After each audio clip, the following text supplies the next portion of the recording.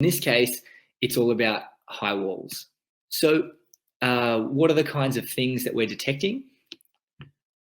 Using just drone imagery, building a 3D photo model, AI can detect things like the crests and toes, and therefore know where all of the high walls are.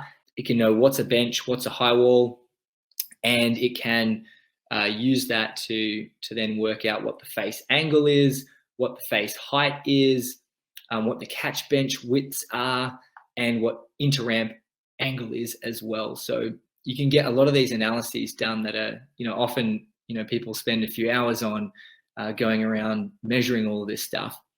You can just have this automatically as soon as you get your 3D model back. You can see we've got face angle. So this is showing us that, most of the faces here are compliant, but then in some areas we're hitting that warning level, and then we've got a few little bits of red as well, where the angle is too steep on those faces. You can also add cross sections.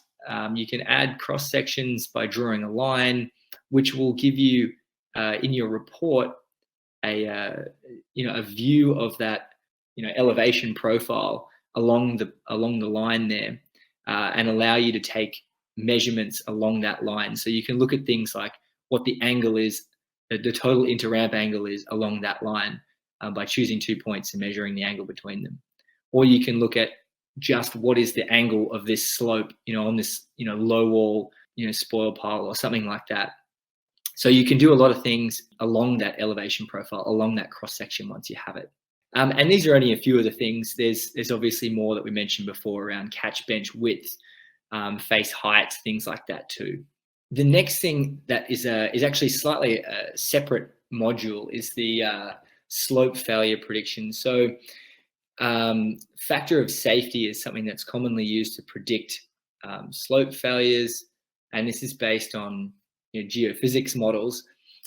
We've incorporated AI as well in order to identify different ways to calculate this faster, basically.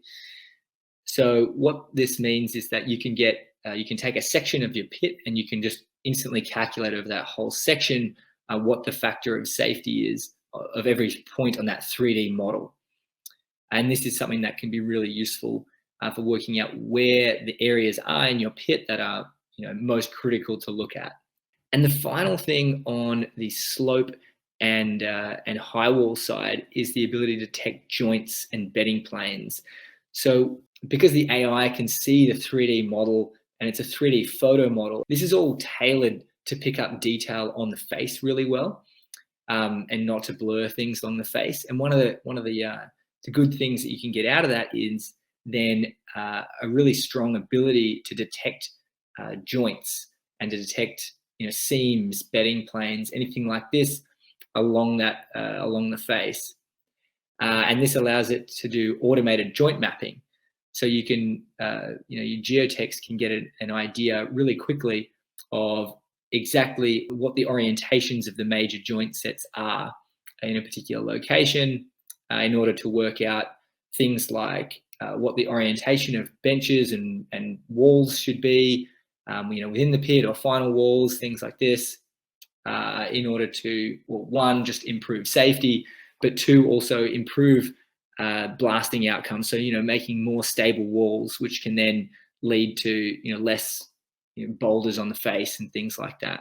It comes out in the same automated reporting. So we've got all these different features that are being detected, all these different analyses that are being done. And then at the end of the day, it's all compiled into a single report, which is super easy to just email to the same mailing list of people every single week. So be able to compare with the previous week. Everything will just come in a very automated way.